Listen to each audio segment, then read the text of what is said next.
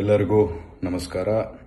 ಕಳೆದ 2 ದಿನದಿಂದ ನನಗೆ ಸಾವಿರಾರು ಸಂಖ್ಯೆಯಲ್ಲಿ ನಮ್ಮ ಸ್ನೇಹಿತರು, ದೇಶಗಳು ಎಲ್ಲರೂ ಕರೆಯನ್ನು ಮಾಡಿ ಈ UAE ಕ್ರೈಸಿಸಲ್ಲಿ ತಾವು ಸಿಲುಕಿದಿರಂತೆ, ತಾವು ಯಾವ ರೀತಿಯಲ್ಲಿದ್ದೀರಿ, ತಾವು ಸುರಕ್ಷಿತವಾಗಿದ್ದೀರಾ ಅಂತೇಳಿ ತಮ್ಮ ಆತಂಕವನ್ನು ವ್ಯಕ್ತಪಡಿಸ್ಕೊಂಡ್ರು ನನ್ನ ಹತ್ರ. ನಾನು ಎಲ್ಲರಿಗೂ ಹೇಳಕ್ಕೆ ಇಚ್ಛೆ ಪಡ್ತೀನಿ, ಯಾರೂ ಆತಂಕಕ್ಕೊಳಗಾಗೋದು ಬೇಡ.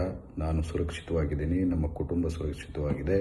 ಅದರ ಜೊತೆಗೆ ಬಳ್ಳಾರಿಯಿಂದ ಏನು 35 ಜನ ದುಬೈ ಪ್ರವಾಸಕ್ಕೆ ಬಂದಿದ್ದರು ಅವರೆಲ್ಲರೂ ಸುರಕ್ಷಿತವಾಗಿದ್ದಾರೆ, ನಮ್ಮ ಕಾಂಟ್ಯಾಕ್ಟಲ್ಲಿದ್ದಾರೆ. ಅವ್ರಿಗೆಲ್ಲರಿಗೂ ನಿರಂತರವಾಗಿ ಕಾಂಟ್ಯಾಕ್ಟನ್ನು ಮಾಡಿಕೊಂಡು ಅವ್ರಿಗೇನೇನು ವ್ಯವಸ್ಥೆಗಳು ಬೇಕು ಎಲ್ಲವನ್ನು ಮಾಡಿದ್ದೀವಿ. ದುಬೈಯಲ್ಲಿ ನಮ್ಮ ಸ್ಟಾಫ್ ನಮ್ಮ ಆಫೀಸ್ ಸ್ಟಾಫ್ ಯಾರಿದ್ದರು ಅವ್ರನ್ನೂ ಕಳಿಸ್ಕೊಟ್ಟು ಅವ್ರ ಹತ್ರ ಮಾತಾಡೋಕ್ಕೆ ಕಳಿಸ್ಕೊಟ್ಟಿದ್ದೀವಿ. ಅವ್ರಿಗೇನೇನು ವ್ಯವಸ್ಥೆ ಬೇಕೋ ಅವ್ರನ್ನೆಲ್ಲ ವ್ಯವಸ್ಥೆಯನ್ನು ಮಾಡೋಕ್ಕೆ ನಮ್ಮ ಸ್ಟಾಫನ್ನು ಕೂಡ ಕಳಿಸ್ಕೊಟ್ಟಿದ್ದೀವಿ.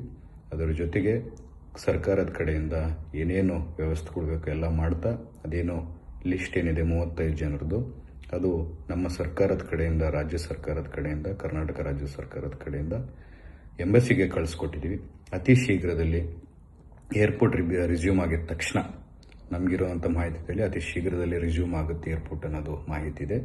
ಏರ್ಪೋರ್ಟ್ ರಿಸ್ಯೂಮ್ ಆಗಿದ ತಕ್ಷಣ ಆ 35 ಜನನ ನಮ್ಮ ಬಳ್ಳಾರಿಗೆ ಸೇರಿದಂಥವ್ರನ್ನ ನಾವು ನಮ್ಮ ರಾಜ್ಯಕ್ಕೆ ಕರ್ಕೊಂಡ್ಬರ್ತೀವಿ ಅಂತ ಹೇಳ್ತಾ ನನ್ನ 2 ಮಾತನ್ನು ಮುಗಿಸ್ತಿದ್ದೀವಿ. ಜೈ ಹಿಂದ್, ಜೈ ಕರ್ನಾಟಕ.